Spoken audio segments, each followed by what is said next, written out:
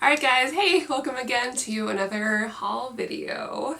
So I know it's been a little bit, but I just wanted to share what I bought for September. So this is a little bit of a smaller haul than last time, I think. It's so hard to tell now. But I did get a few things, so without further ado, let's check it out.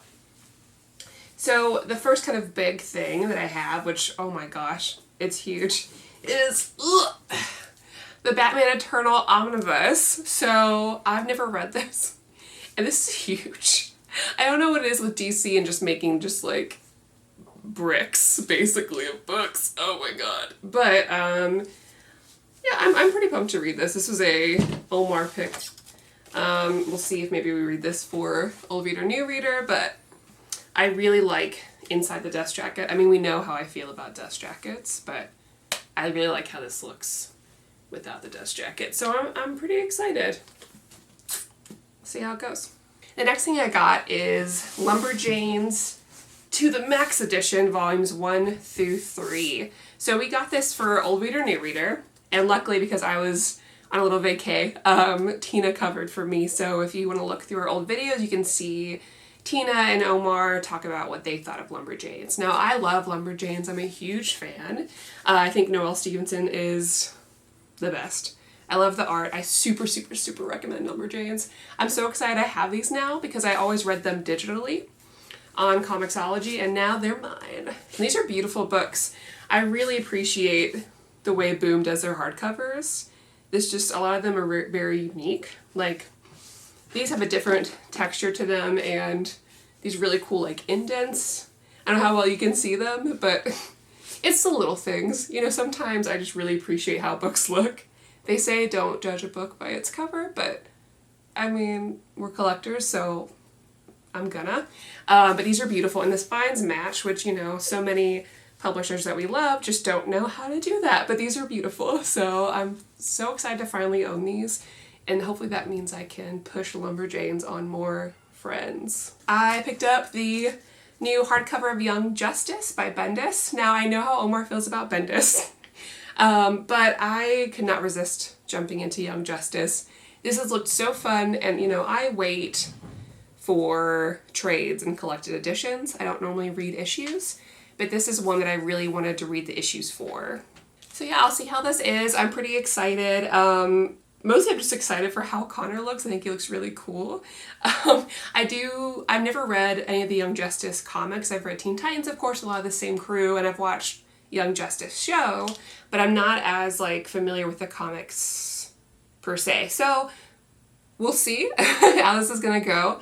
Yeah, it looks really cute. So next, I got to go to Second and Charles for the first time. A lot of our Omnibus collector friends always recommend the Second and Charles book chain. I guess it's kind of like a used and overstock book chain, I think under Books A Million. Now in Kentucky we finally have one, and I was able to go a couple weekends ago when I went to go visit Kristen, who is my co-host of my other channel, Fangirls Assemble. So when I went there, I got to pick up Unbeatable Squirrel Girl. Each of these were like $10. So I had to jump at it. For those of you who know me, my Marvel collection is pretty low. I read a lot of Marvel, but I don't always buy a lot of Marvel. And a lot of that's the price range.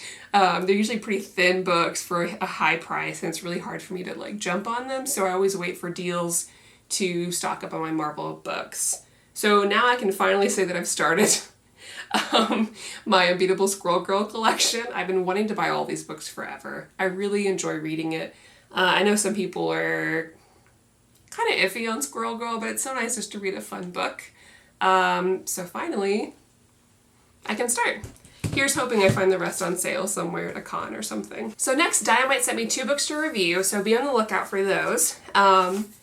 They are Vampirella and Dawn. It was just Dawn Vampirella. Is it Dawn and Vampirella?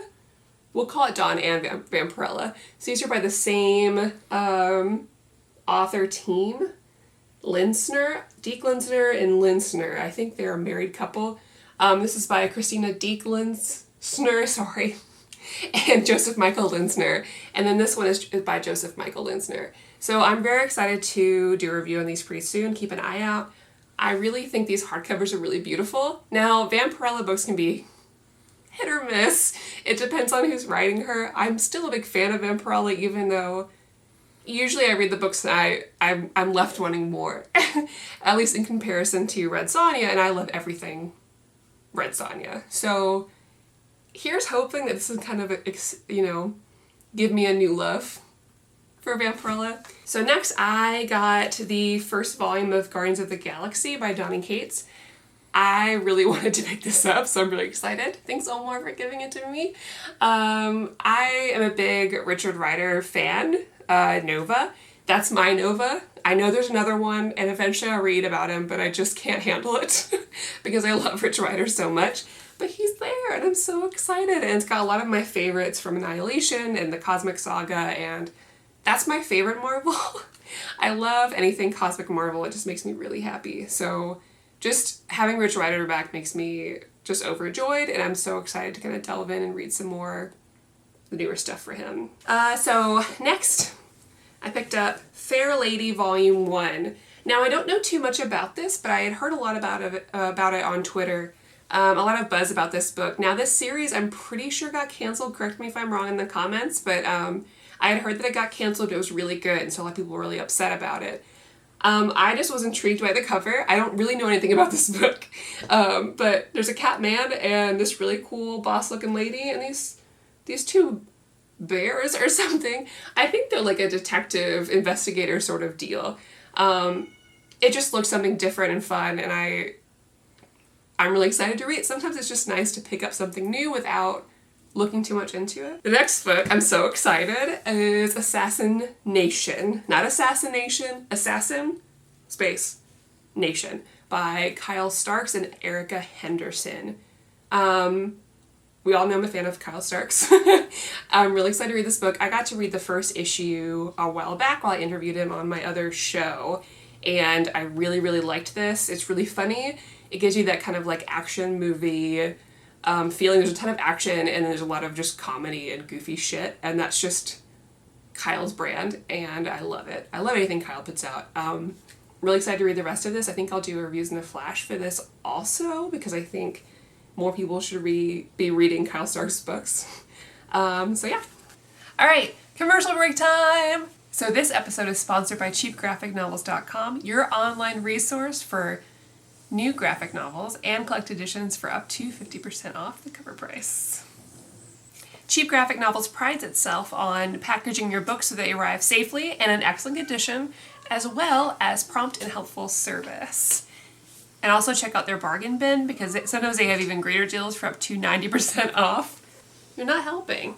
Are you part of this ad? Are you here to tell them about cheapgraphicnovels.com? Tell them about cheapgraphicnovels.com. Robin, where do you buy your books? So, Cheap Graphic Novels is running a deal, a special promotion for all you Minties out there. If you're a first-time customer, let them know you're referred by us, near mint condition at checkout, and you'll receive a credit for free shipping on your next order. This is available to U.S. customers only, not cats. What are you going to order from cheapgraphicnovels.com, Robin? Alright, so I also picked up at Second & Charles, Dr. Horrible and Other Stories. I don't know if this is any good. I love the Dr. Horrible sing-along blog movie. So, I mean, eventually I had to. I've seen this kind of floating around at half-price books. So finally at Second Charles, it was super on sale, so I mean, of course. So next I'm very excited about, I finally picked up Katie O'Neill's book, Aqua, Cove. I really, really, really love Katie O'Neill. Her stories are really beautiful. They're definitely all ages appropriate. Very, fantasy, and there's always a bigger message with her books. This is a good book that, I love it, and I'm 28, but I think this is a book that you can read with your kids or with anybody. Just, it's so beautiful. And the hardcovers are always really beautiful too.